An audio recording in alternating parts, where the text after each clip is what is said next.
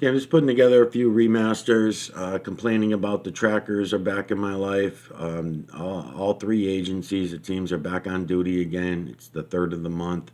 I'm running through some of these videos. This one is January 2nd. I'm just remastering some of these videos while in the background we're listening to Whitney Webb on the podcast Redacted, or whatever this is, YouTube channel Redacted.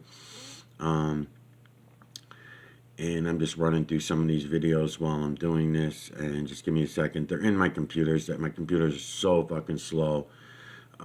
Even I'm borrowing a computer from a friend, and this thing's even running slow now too. So I'm assuming they just have the main modem to the home, and they can just tap into everybody's computer at will. And whenever they see me, they're slowing me down. I don't know how, but they do. Um, all right, let me just do this so I don't waste minutes. Hold on.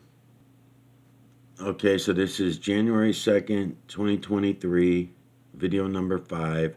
I will go in and mark all these later. Right now, I just want to remaster some of them while I'm listening to this girl talk. Her name is Whitney Webb. She's on Redacted, and she's a really nice person. She's a great person, and she seems to be very much awake.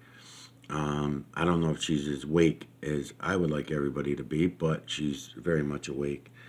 Um, these videos came out awesome. Like I always say to everybody, if you take your camera in your hand and you use it as a viewing device, which I'm not doing right now because I'm just remastering them, but you can clearly see the imagery very well on all these videos. I'm going to use this chopped up pair of sunglasses. It's got the HD lens on it, and that's going to help because outside on the filter outside there's a red filter, and now I'm turning it back into a green filter, or a green tint I should say. What I'm doing is I'm adding contrast for you so that you can pick these out yourselves. All sizes: feline, canine, rodent, ape, human, and beast. Faces only. You're not going to see any body imagery at the cloud level or below. The only place you're going to see body imagery is in the moon. Not that I have never seen any body imagery. I'm just telling you, there's no body imagery from the cloud level down to the ground. So if you're looking at grass, trees, water, skin, all those things, you're not very likely to find body imagery. Very far, few in between to even count them. Um, and I'm just mentioning that they're tracking the fucking shit out of me, and they're just trying to fucking aggravate me and piss me off is what they're doing. Um, so I'm going to be careful about what I say, but I'm following them as much as they're following me. So It's hard to know the extent of the network behind him. We just have really inklings at this point right. of his connections. So you obviously have a big connection to the Democratic Party. You also have, but there were also donations made to Republican candidates. People that have looked really deeply into this have found the Republican candidates that were supported by FTX executives, including, I think the one that donated to Republican candidates was Ryan Salome. But if you look at those Republican candidates, they were all pro biosecurity policy in the same way that Democrats are when it comes to COVID. So these are like pro PAN Republicans, definitely not sort of in the populist Republican mold that seems to be more popular these days. But then if you look behind SBF, at least what people have been able to surmise so far, there's this network called Effective Altruism behind it. And if you look at the alleged founder of Effective Altruism, who's a British philosopher named William McCaskill, which isn't his real last name, that's his ex-wife's grandmother's surname. So interesting he would choose to use that publicly. I know, right? Already red flags everywhere, right? So anyway, McCaskill finds Sam Bankman-Fried as an undergrad, tells him where to take an internship at this high-frequency trading firm that's not that well known called Jane Street. And then at Jane Street, this is where Sam Bankman-Fried meets the core group of, FTX before FTX exists. And the people that follow him to FTX are not just Jane Street alums like he is, but also effective altruists, which has sort of culty vibes. They have like shared housing and all of this stuff in centers that are sort of littering, all over the world at this point, and they manage a lot of money. And then he leaves Jane Street, even though he's very well paid, due to a alleged moral quandary related to the effect of altruist philosophy, and then creates Alameda Research, which is the hedge fund or trading arm of FTX. And he co-founds Alameda with a woman named Terry McCauley, who hasn't not been there for some time, but she was tied up with the Center for Effective Altruism, which is William McCaskill's organization. So you have McCaskill pretty much all over this. And then he's also an advisor to an FTX fund by the end of it, and only resigned after the collapse of FTX took place. So you have this guy basically guiding Sam Bankman-Fried's entire career. And what's interesting, so talking about this pandemic obsession that Sam Bankman-Fried allegedly had, and that actually William McCaskill, before the collapse of FTX, described Sam Bankman-Fried as having. You have one of the other big effective altruist organizations that has lots of money behind it, Open Philanthropy, be the group that finances Event 201 and then gives loads of money to the Johns Hopkins Center for Health Security and a lot of these other biosecurity organizations that have ties to the 2001 anthrax attacks and Dark Winter in June 2001 that has since us, more or less predicted how the anthrax attacks were going to go down months before they happened, among other things, including the Nuclear Threat Initiative, which is tied up with that too. So Open Philanthropy also actively very, very much donating to these causes. And the big name behind Open Philanthropy, that's also one of the big names in effective altruism, aside from Sam Bankman-Fried, is Dustin Moskovitz, who's a Facebook co-founder with Mark Zuckerberg. So you start to sort of see this network there. But what's the more you look at it, it's very bizarre because a lot of their backstory doesn't make sense. But they have, according to them, billions of dollars of money that they manage. And,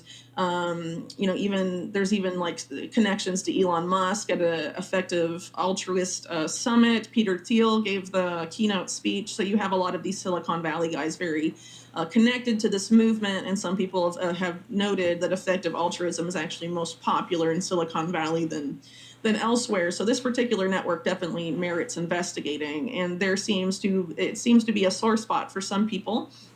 Lex Friedman, the very popular podcaster, did an interview with William McCaskill. The FTX scandal breaks. He deletes it. A friend of mine, Marty Bent, calls him out for it, and Lex Friedman blocks him. He's not even directly tied necessarily until you look really into it to Sam Bankman-Fried, but people knew, I got to delete my stuff I did with William McCaskill promoting effective altruism now. Yeah, I didn't know that Seems either. to be something. Yeah. Something there. So the question is, if this is the network, that we can sort of see this William McCaskill guy, and he's sort of pulling the strings, it seems, on Sam Bankman-Fried, and FTX is involved in, weird financial stuff with Ukraine, with the Democratic Party, and what have you. How powerful is this group really, and what are they trying to accomplish? So in terms of what you mentioned as to what may have been sort of the agenda behind this, sort of following the problem reaction solution model, which seems to happen, relatively often. A few months ago, you had Sam Bankman-Fried basically promoting the idea that FTX would become what he called the Everything app. This is a buzzword I pay a lot of attention to these days, because the Everything app is invariably going to be the app that is tied to your digital ID, to your central bank digital currency, your social media. Basically, when they mean everything, that's what they mean. Your vaccine passport, right? Yeah, so we'll see your health records, your carbon footprint tracker. So you won't be able to go to this location because it'll all be inside of this app. So. Wow. So FTX was, that's what he was. The Everything app. Yeah, he wanted FTX to be that. He wanted it to be the bridge from the current system to that system. But there's other people that want that too. So Elon Musk, for example, when he bought Twitter, said he wanted to make Twitter the Everything app, following it off the WeChat model in China, which the WeChat in China is the closest thing, as far as I'm aware, to an Everything app currently in wide use today, because it ties together social media, your finances, all other sorts of services tied to just that one app. And the parent company of of WeChat is one of the top investors in Tesla and one of the most active advisors to Tesla as a company, which, by the way, Jeffrey Epstein was also advising before his second arrest. But So that's what I said at the no need to beginning. worry. Do you see how all of these tentacles intertwine in some little way? And it feels like, even just like similarities between like, where did Epstein get his bill?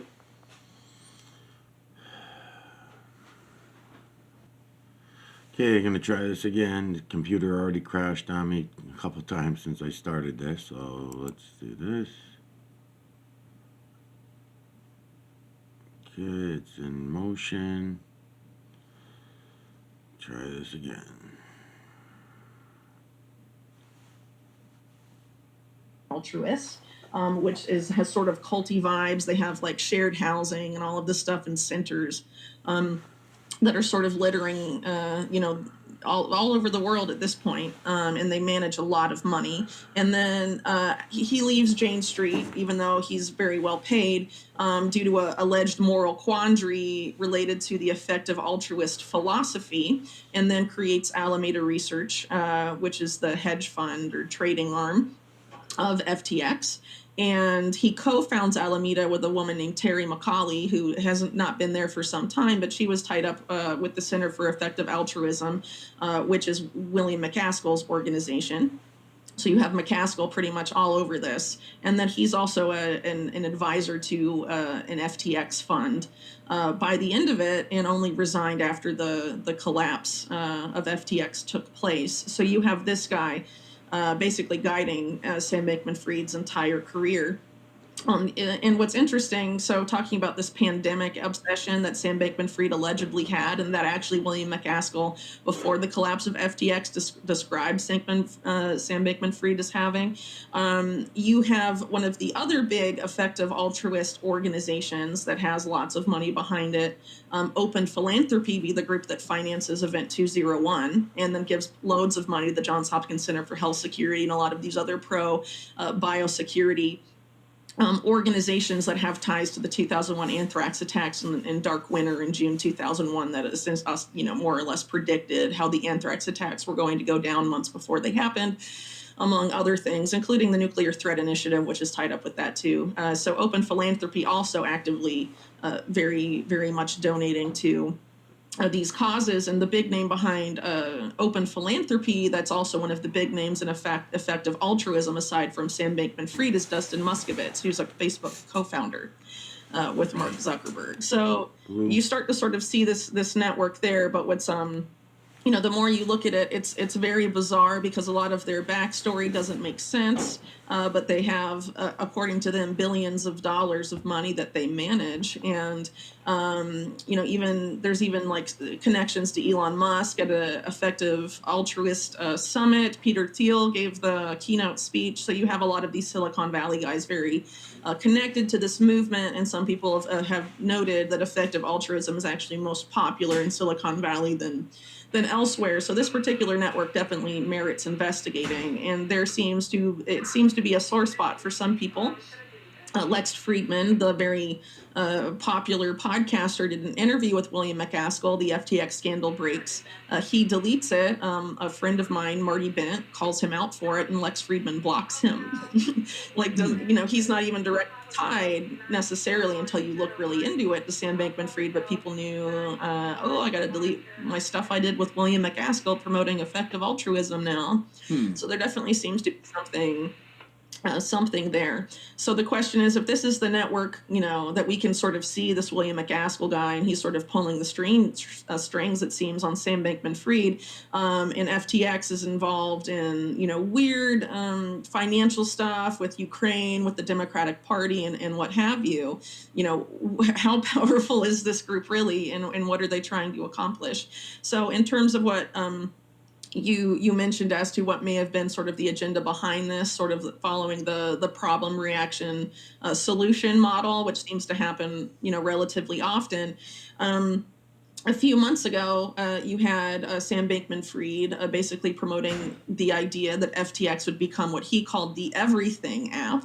This is a buzzword I pay a lot of attention to these days because the Everything app is invariably going to be the app that is tied to your digital ID, to your central bank digital currency, your social media. Basically, when they mean everything, Your app, that's what they mean. your vaccine passport, right? Yeah, So we'll it's see all your tied your to health this app. records, your COVID, or sorry, your carbon footprint tracker. So you'll be able to, you won't be able to go to this location because it'll all be inside of this app. So, wow. So FTX Yeah. was, So that's what he was. the Everything app.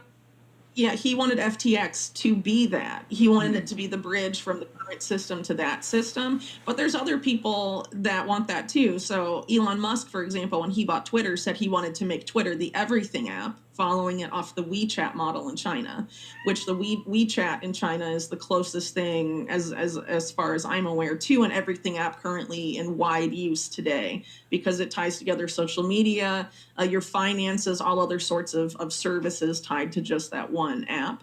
And the parent company um, of um, of WeChat is one of the top investors in Tesla and one of the most active advisors to Tesla as a company. Which, by the way, Jeffrey Epstein was also advising before his second arrest. But So that's what I said at the don't need to beginning. worry. Do you see how all of these tentacles intertwine in some little way? And it feels like, even just like similarities between like, where did Epstein get his billions? So we can never seem to get an answer on that. Where did SBF, where did Sam Bankman-Fried get his billions? We can't seem to get answers on that too. Yeah, Like, there's a lot of question marks there because the origin story is it came from these arbitrage trades between the price of that he was taking advantage of the price of Bitcoin being different in Asia Japan? Oh yeah. than it is in the US. Well, Japan and Korea, South Korea, I think, than the U.S. But in order to actually have made billions off of that, he would have needed a lot of capital already at the time to have made that much money that quickly. And he's not really giving any answers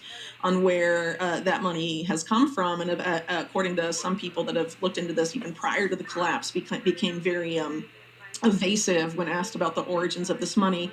And as far as I've been able to see, looking at other people, people on Twitter and elsewhere, it looks like the only name tied to an injection of money at that period of time is one of the co-founders of Skype, who it turns out is an effective altruist. Giving money to SBF at this particular juncture, but it may have been more than just him. But again, it's this particular network you see pop up time and again, and it's very odd. So this particular company, again, FTX, Bloomberg announced that they were being investigated. It looks like by the Southern District of New York months before the collapse. So there was some sort of tip off, I guess. You had a couple of the top executives leave, who again are either tied to Jane Street, effective altruism, or both, before FTX actually collapses. And then you have William McAskill Center for Effective Altruism splintering into a bunch of pieces within the UK, like changing how it's registered. And it's now been divided into like 5 or 6 shell companies. And William McAskill has used different variations of his name to try and disconnect them from each other. So one's registered to Dr. William McAskill, William David McAskill, William McAskill, Dr. William David, all these different variations, and they all have different. I mean, it's technically illegal, and that's what con men teams, normally do in like the British system to keep their companies disconnected and stuff. And he made that move in August. When apparently they were starting to be investigated. So there's a bunch of weird stuff going on with this particular network and money. And if you look at some of the funds that the Center for Effective Altruism manages, they have there's the guys at the top of that organization. There's maybe like 4 or 5 of them, and they have like different effective altruist groups themselves, the biggest one being the Center for Effective Altruism.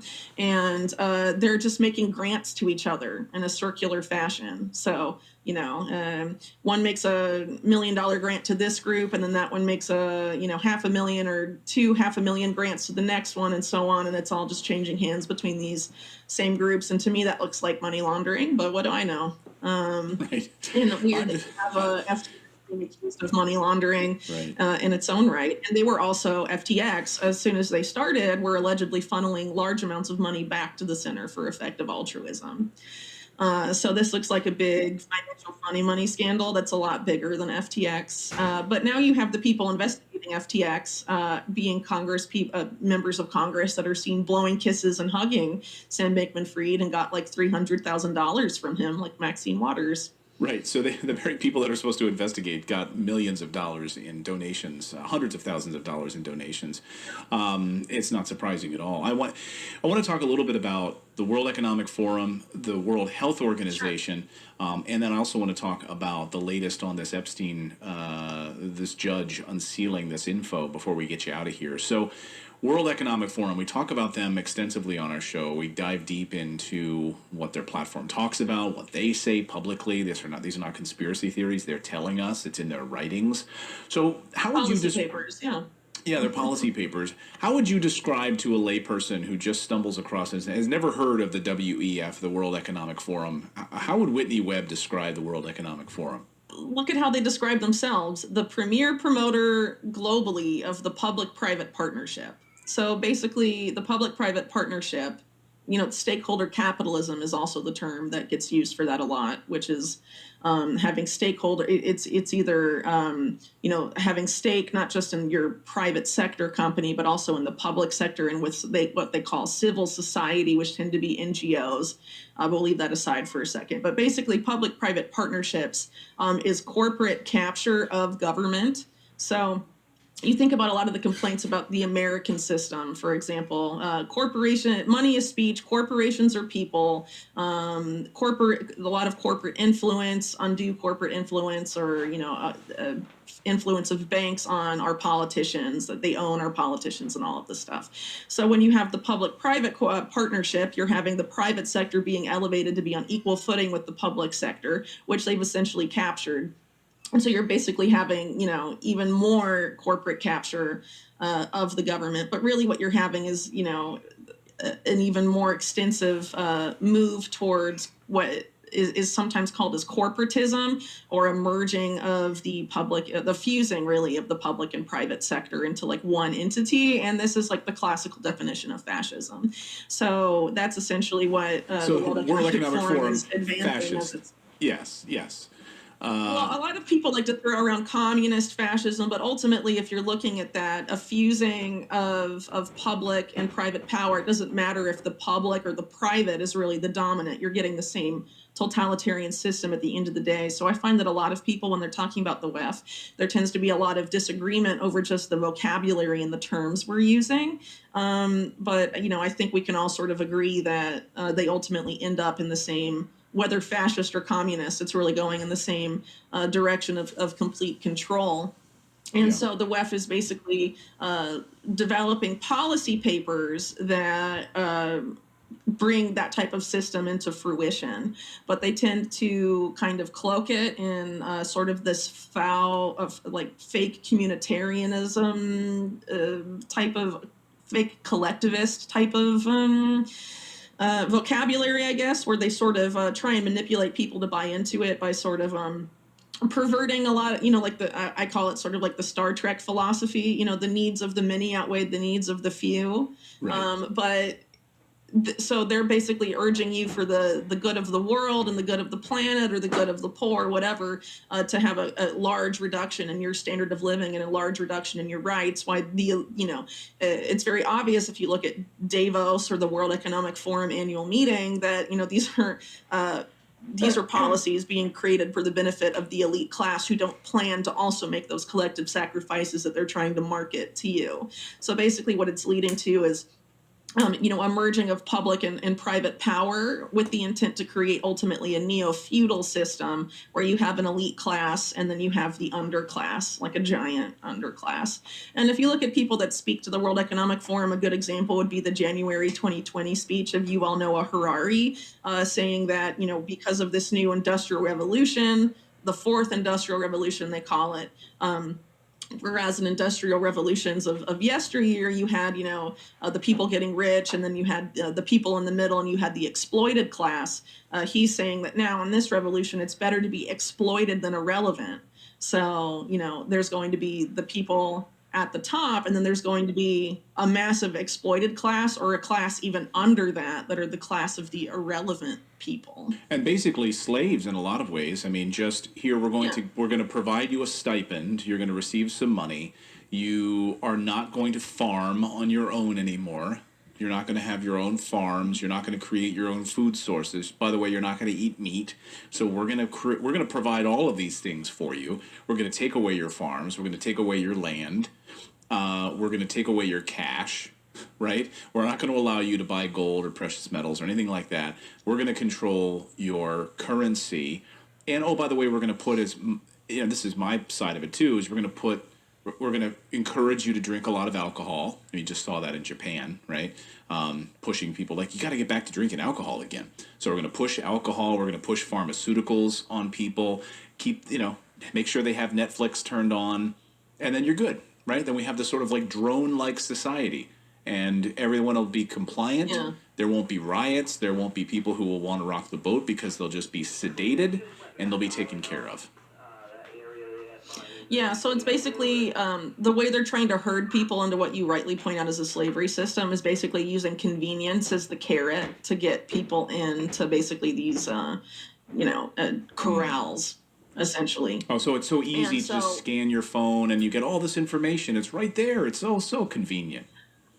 Yeah, well, that's how the smartphone was pitched at first, right? Look how convenient. You can access all this stuff now on your phone anywhere you are. How easy. And then, it's a stepping stone from, that. Oh, you don't have to go to the bank in person anymore. You don't have to take cash out of the cash machine anymore. You don't have to go wait in line at the government office. You don't have to, pretty much everything. You don't have to go in person to pay your bills. You can do it all here just from this one app on your phone. And that's going to be, the selling point. So I guess the question is how enslaved are we to our comfort and to convenience? And can people break free from that and build something parallel? That's ultimately the question here. And it seems like people at the WEF and elsewhere are very convinced that it's easy using basically guilt trips and, convenience and comfort to sort of herd people in. And so if you're looking at Europe right now, there's this obviously manufactured food and energy crunch there. And I think that is intended to sort of induce that population into like desperation, and that they will offer a return to some of these comforts of before the new normal, pre-2020 to people. And that will be used to entice them into these systems. And hopefully it won't work, but we'll see. Yeah, but we've got a long history of it working because people just want to live. They just want to survive. And if you're going to give them something, pull them out of this mess, then they're just and that's what they're exploiting. But really quick, to tie some of this together, I want to go back to the ideology behind effective altruism for a second. So what you were describing with this system that we've just been talking about, there's basically this desire to micromanage every aspect of our lives.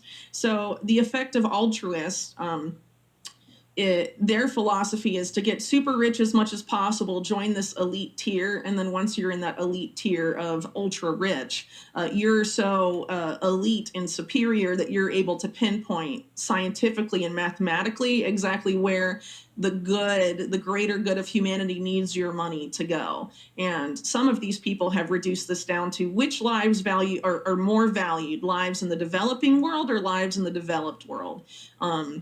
And basically the idea of micromanaging capital flows for the good of the planet and all of this stuff. So you can sort of see how that ideology can bleed into what we were just talking about. And a lot of these people involved think that they're very capable of playing God. You have one of the top people in the effective altruist movement, an Australian philosopher named Peter Singer.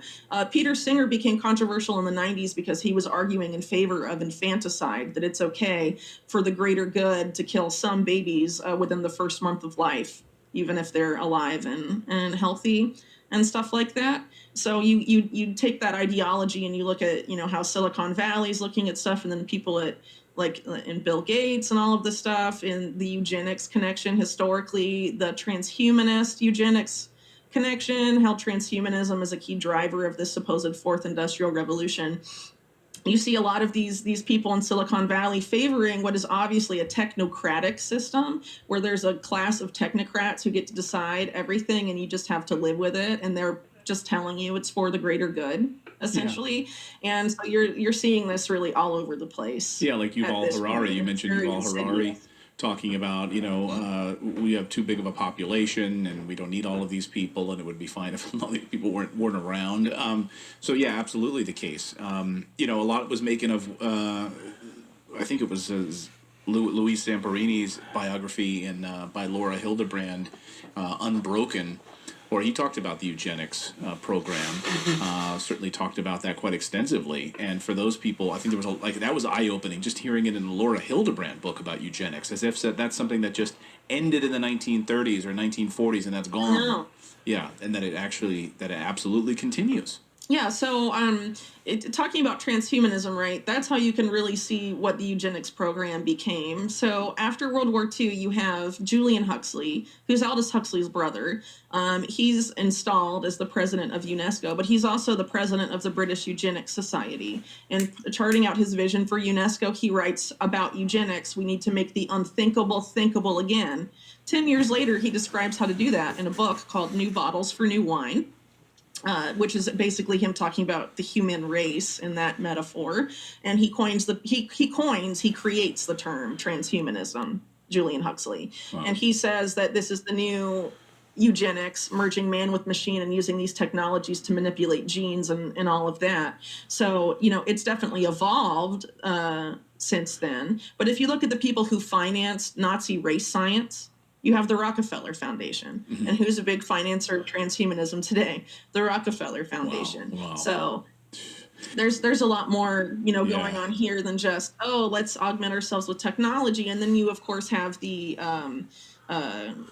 within alternative media and even within groups that are ostensibly opposed to transhumanism, they frame it as inevitable.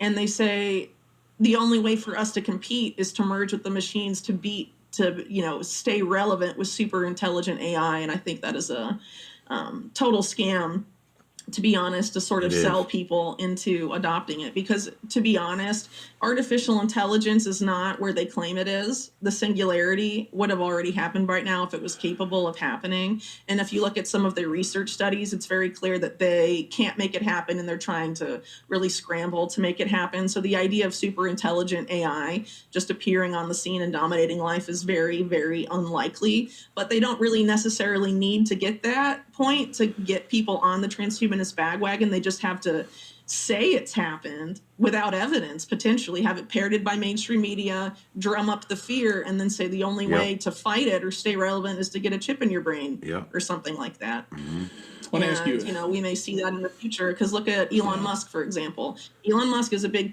promoter of that particular ideology about the only way to stay relevant in the digital age or the age of AI is to augment yourself. And he's also, behind Neuralink. And Neuralink has gone into human trials, even though most of the animals in animal trials died. So that's troubling, to say the very least, if you're trying to create a product for use in the human body and almost everything in animal trials die. I mean, it's basically the Moderna model, because before COVID, that's how Moderna operated as well. I was going to say, if you go by the COVID model, just go with the COVID model. Don't even put them through trials. And that's actually what I wanted to ask you about here on this WHO treaty, because a big piece of their first draft, I know it's something you've been following. See, that's very suspicious to me, Clayton Morris, is that you keep changing the subject every time she wants to talk about Elon Musk, Lex Friedman, Joe Rogan. If she was to even bring up his name, you would stray away from it. That's worrisome to me. The draft just came out, I think, within the last 24 or 48 hours or so. The World Health Organization has written their first draft of their pandemic treaty, which there's been a lot of pushback, but then there's been a lot of compliance as well. We've seen some pushback from some African nations. We saw pushback from Brazil on this.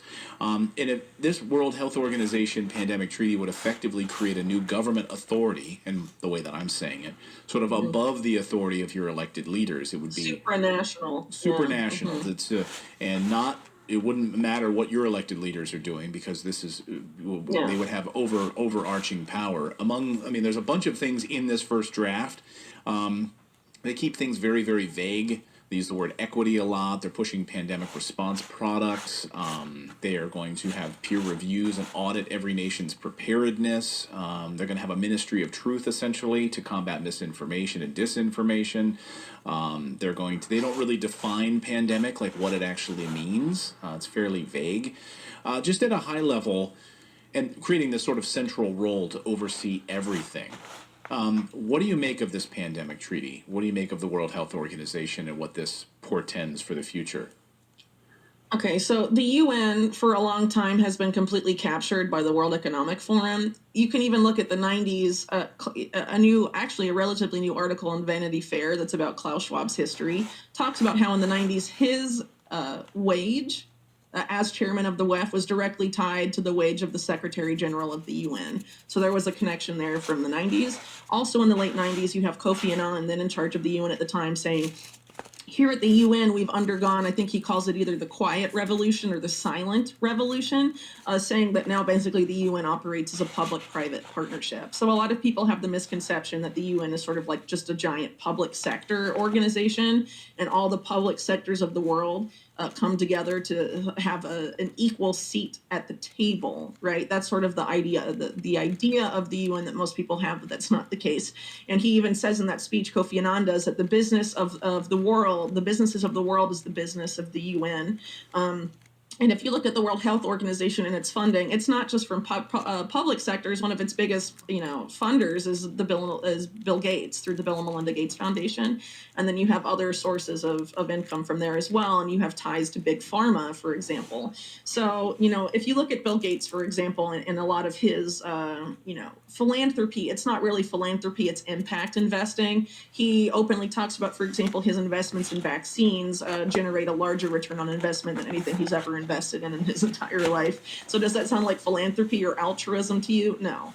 So, he's looking to make money essentially and looking for control. And he has a very specific agenda that a lot of people have pinpointed that's related to reducing, the size of the global population, among other things. So you have that in the mix, and a lot of pull from, non-public sector actors on the World Health Organization that are influencing directly the policy there. So I'm talking about what we were discussing a moment ago with like transhumanism and basically the new eugenics. If you look at what big pharma is getting into now, a lot of it are joint ventures with major Silicon Valley companies to create new types of medicines. People like Mike Eden, for example, have talked a lot as having sort of an insider view of big pharma, that a lot of the most novel products that they've made and could possibly make are either generics by now or they're already on the market. So they're having an innovation problem, like they're out of products to make money off of. Right. So we now need, they're we need looking long to Silicon COVID. Valley. We need long COVID. We need Yeah, myocarditis they have to make medications. they have to make new conditions in order to make new products to take to market, right? And so they had originally gambled a lot of money on the mRNA stuff, but couldn't even get those into human trials previously because of toxicity issues in animal trials. And of course, COVID removed a lot of the past regulatory hurdles they previously couldn't pass. And so what I think is likely to happen with this World Health Organization stuff, if it goes through, is that you're going to further reduce, basically eliminate the ability of national governments to regulate the types of solutions pushed on countries in a future pandemic by the WHO. It could really be anything. It could be mRNA vaccines. It could also be DNA vaccines, which they tried to pitch in early 2020 and didn't really take off. It could be CRISPR types of injections, which is this DNA editing in vivo that has more money behind it than even the mRNA stuff. There's this whole new area of medicine that they've been trying to get off the ground, but people have been really reluctant to buy into it. And that was the case with mRNA stuff before COVID, but now it's been normalized. They've changed the definition of things even to make it qualify as a vaccine, even though it didn't meet the traditional definition of a vaccine because it didn't stop transmission and it didn't provide immunity. Right. which is Right. what the definition was before. So now they've changed all the words. They want to clamp down on dissent, so you can't say anything the WHO is saying is crap, or you can't point out the conflicts of interest. And if you're looking again at where the direction big pharma is going, it's these mergers with Silicon Valley. A great example is GlaxoSmithKline and Google Health's joint venture called Galvani Bioelectronics. The former head of that was the head of Operation Warp Speed, Moncef Slaoui. And again, Operation Warp Speed in the US was run by the military, DARPA, and very shady aspects of the deep state, just to lay that out there. It all comes back. Also major roles, yeah, well, also major roles from Google and some of these other groups as well. But if you look at one of the top advisors, one of the guys running Google Health, he's now in charge of Biden's FDA. Robert Califf. No one's really talked about him at all. Yeah. And so Galvani Bioelectronics is basically injectable nanotechnology that can manipulate your central nervous system. So that's obviously a brave new world in medicine. But again, there's a lot of money behind that. And there's lots of joint ventures like this, and Silicon Valley is making a major foray into healthcare, and I think they intend to have it stay that way. They're definitely creating the infrastructure and putting a lot of money behind that. Relatively recently, had an article talking about how the mRNA for the Moderna bivalent vaccines is being produced by this company called Resilience, which is basically backed by Big Pharma, the Bill and Melinda Gates Foundation, and the CIA through In-Q-Tel. And they're throwing tons of money behind this particular company to manufacture mRNA, DNA, and even like making viruses gain of function style, all sorts of stuff for the future. So they are putting a lot of money in the infrastructure to have this stuff pumped out on a regular basis. And I think it would be a mistake to disconnect that from this power grab by the World Health Organization. Because the only way they can force this transhumanist stuff or the new eugenics on people is by framing it as healthcare. And that's what they did during COVID. And they showed that they're going to try and mandate that type of stuff, even if it kills you, right? They don't care if it kills you or not, because ultimately they want to lower the global population. And to them, only the strong will survive. So whoever survived the upgrades, will be around. And they'll be the fittest or whatever for their only the right? strong survive. Yeah, it's crazy. Where have we heard that before? I'll get you out of here on this question because we had some news this week, and I want to be respectful of your time. We had an update on a judge over the weekend. A judge ruled that we can know some of the people perhaps linked to Jeffrey Epstein, but not the ones we wanted to know about. So some unsealing might happen. Are we to get excited about that? Any information in there, or will this ever see the light of day? Will we ever know the names associated with this? Based on what I've seen of this particular unsealing, this is about testimony that's already out there, but the names have sort of been redacted. And so the names are becoming unredacted in several cases. And many of these people aren't John.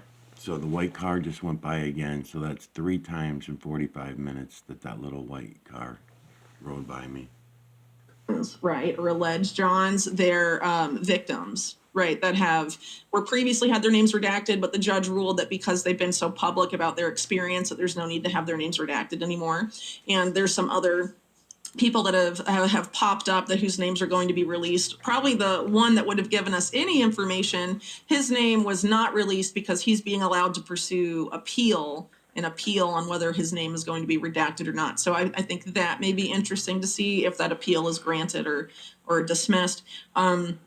But it doesn't seem particularly likely to me that we're really going to get a lot of new information out of here. So when I first saw the story break, I was interested because they mentioned that one of the members of the Pritzker family was going to have his name unredacted. And that's very interesting because in chapter 1 of my book, I actually talked about the Pritzkers quite a bit because they go back to the super mob, which was sort of this merging of corporate power and organized crime in Chicago. And they're one of sort of the most instrumental families in that particular area in developing that model. And if you're interested in reading more about that, you can read Super Mob by Gus Russo. I highly recommend that. So Pritzkers are basically longstanding ties to organized crime, and they're major funders of the Democratic Party and also a big force in Illinois politics. Specifically, the governor of Illinois, for example, is a member of the Pritzker family. And in Jeffrey Epstein's little black book, the note written next to one of, I think it's Nicholas Pritzker, it says numero uno, which of course means number one in Spanish. And that's the only type of annotation like that in the entire black book. So what does that mean? Why is he number one? Does it mean he's like the head honcho or something like that? It's hard to know. So I was like, oh, okay, we'll definitely learn more about the Pritzker Epstein relationship. But according to the judge, it's something. It's only a sentence where this particular member of the Pritzker family, I think it's Tom Pritzker, is exonerated. So it's nothing new, right? Still And it's dark. worth keeping in mind the judge overseeing this is Loretta Preska. And if you're familiar with the situation with Stephen Donziger and Chevron, she basically sent him to prison. So she's definitely not a nice lady, to say the very least. So I don't really see her granting, access to the client list. But then again, she's only dealing with. Just gonna mention on this one here, see the teeth coming through so clear? The lips are nice and clear. The eyes go with these eyes right here and this nose and these teeth.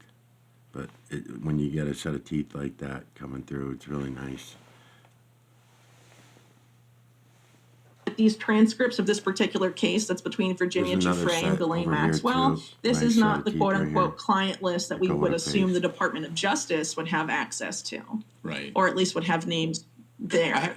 I have to So picture. I don't really see them releasing anything ever I because have they're to part pic- of it. I have to picture your office has like a wall where there's like strings. So these teeth just right here go pins with this eye attached. No, and this eye. no, Attached You to see the every- top no. of the head, Everyone the thinks nose, that, but it's teeth. no. How you keep all of these things straight is remarkable, absolutely remarkable, and just amazing journalism. And I hope you will be a frequent guest here on the show. I mean, I really, really do, because there's a lot of stories.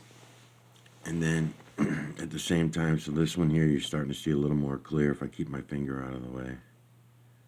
To go with this teeth, the chin's down here. Image within image within image, though, so I just don't want to distract you with showing you all the other images. All right, so down here, just a large mouth open and a set of teeth here, set of teeth here. So image within image, so you got the two eyes here working with the nose and this mouth down here. And then you got a larger one with the eyes up here working with this set of teeth here. So take it all in. Millions of them, millions of them. Another one here, eye, nose, and mouth. They're all over the fucking place.